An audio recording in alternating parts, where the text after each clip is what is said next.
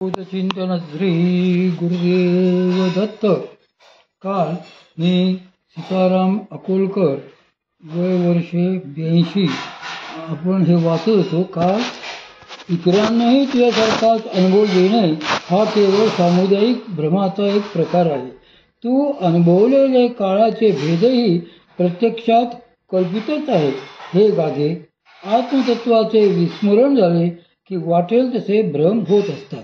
इथपर्यंत आपण पाहिलं.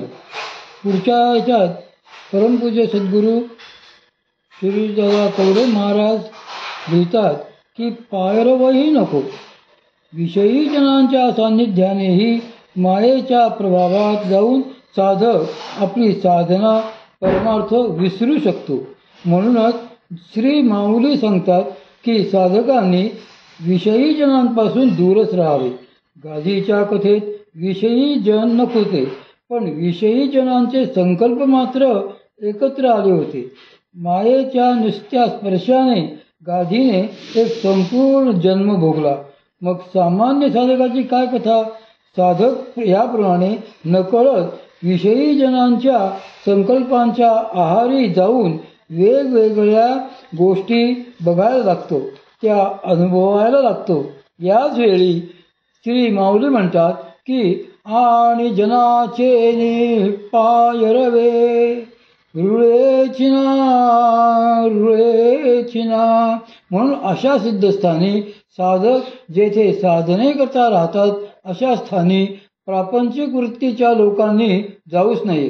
मग तेथे त्यांनी जाऊन येथे बरे वाटते म्हणून वसती करणे तर दूरच राहिले, पण त्यांनी तेथे पाय देखील ठेवू नये.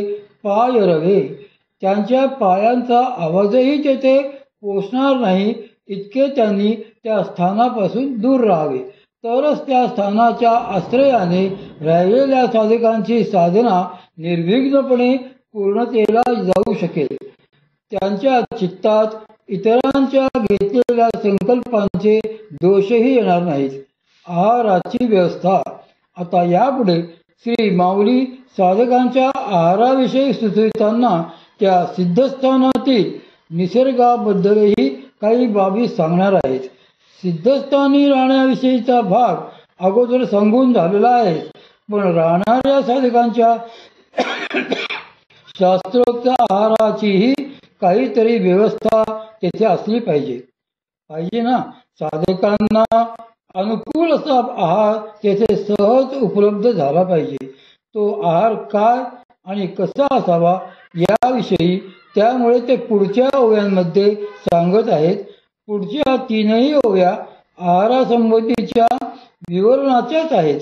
साधकांनी काय खावे आणि सिद्धस्थानाच्या परिसरात आहाराच्या दृष्टीने काय उपलब्ध असावे हेच ते येथे सांगतायत. ज्येष्ठ अमृताचे पाडे मुळासही सकट गोडे जोडती दाटे झाडे सदा फळती. त्या परिसरात अमृताप्रमाणे पुष्टी देणारी गोड फुले आणि फळे असणारी झाडे वनस्पती विपुल प्रमाणात असाव्यात. तसेच ती फळे मुळे 12ही महिने उपलब्ध होणारी असावीत. श्री माऊली येथे प्रथम सांगतात की साधने करता ज्या स्थानी राहायचे त्या स्थानाच्या परिसरात दाट झाडे असावीत. नंतर ते पुढे सांगतात की तेथे नुसती दाट झाडे असून उपयोगाचे नाही, तर ती गोड पुष्टिकारक फळे देणारी झाडे असावीत किंवा खाण्यायोग्य गोड कंदमुळे असणाऱ्या वनस्पती तेथे विपुल प्रमाणात असाव्यात. समजा काही साधक त्या स्थानी राहिले तर तेथे त्यांच्या वर्षभराच्या शास्त्रोक्त उदरनिर्वाहाची सोय झाली पाहिजे. मठात साठवलेल्या धान्य, डाळी, कडधान्ये यांच्या जोडीला वर्षभर त्यांना काही ना काहीतरी फळे व उत्तम प्रकारची कंदमुळे परिसरातील बागेतून, निसर्गातून अथवा वनातून मिळाली पाहिजेत. सात्विक आहार गरजेचा. याचा एक अप्रत्यक्ष अर्थ असा आहे की फळे आणि कंदमुळे हाच पूरक आहार साधकांसाठी प्राधान्याने सांगितलेला आहे. ताजी फळे आणि कंदमुळे हा पूरक आहार आणि त्याबरोबरच शुद्ध पाणी या दोनच गोष्टी शास्त्रांच्या दृष्टीने कृपायोग साधकांसाठी नेहमी उपलब्ध राहणे अत्यावश्यक असते. नित्याचा आहार जर मर्यादित व सात्विक असेल तर तो साधक खऱ्या अर्थाने उपवासच करतो. उपवास याचा अर्थ श्री भगवंतांच्या जवळ जाऊन राहणे. आहार सात्विक असला की साधकाच्या चित्तामध्ये श्री भगवंतांचे अनुसंधान आपोआपच टिकून राहते. म्हणजे तो साधक त्यातून सहजच उपवास साधतो. आपल्या भौतिक सृष्टीत अनेक रहस्ये दडलेली आहेत. त्यातलेच एक रहस्य असे आहे की ही सृष्टी त्रिगुणात्मिका आहे.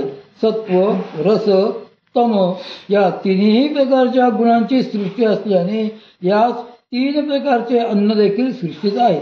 हे सृष्टी जशी सत्व रज सत्व तम रजतम अशी भिन्न भिन्न मिश्रित गुणांची देखील असते, तसेच अन्नही मिश्र स्वरूपाचे असते. पण मधुर चवीची कंदमुळे, फळे ही सात्विकच असतात. पाणी ही सात्विकच असते. त्याला मुळात रजतमाचे दोष नसतात. आता उद्या आपण साधकाची आहार पथ्ये, काय खावं काय खाऊ नये याबद्दल शिरीष दादाजी आपल्याला सांगणार आहेत. ते उद्या नीट ध्यानपूर्वक आणि करण्यात मावतील या दृष्टीने